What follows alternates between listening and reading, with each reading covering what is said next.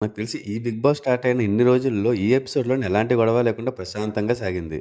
Starting Emmanuel comedy, ఆ తర్వాత ఒక ట్రయాంగిల్ స్టోరీ కూడా జరుగుతుంది చిన్నగా మన 'డిమాండ్ పవన్', కళ్యాణ్ అండ్ రీతూ మధ్య. సో రీతూ పులిహోర కోసం కళ్యాణ్‌తో పులిహోర కలిపి సంపాదించుకుంటుంది. అండ్ అలాగే డిమాండ్‌తో ఒక చాక్లెట్ కూడా తెప్పించుకుంటుంది. అండ్ సంజన గారు బిగ్ బాస్ సుమన్ శెట్టి గారికి ఇచ్చిన బిగ్ బామ్‌ని తీసేసి తనకి కుకింగ్ డ్యూటీ ఇవ్వాలని అనుకుంటారు. బట్ సుమన్ శెట్టి గారు మాత్రం ఆల్టర్నేట్ డేస్‌లో ఒక రోజు కుకింగ్, ఇంకో రోజు క్లీనింగ్ చేసుకుంటా అన్నారు. ఇంకా ఫైనలీ ఆ కుకింగ్ రెస్పాన్సిబిలిటీని ఇమాన్యుయల్‌కి ఇచ్చారు.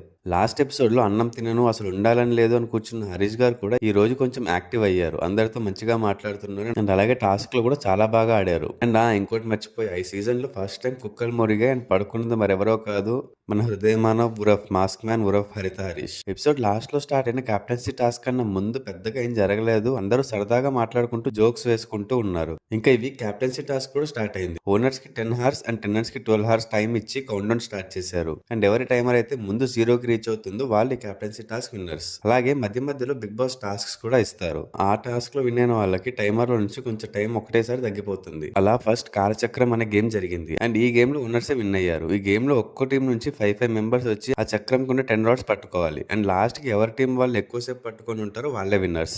అండ్ ఈ టాస్క్ లో ఓనర్స్ విన్ అయ్యారు.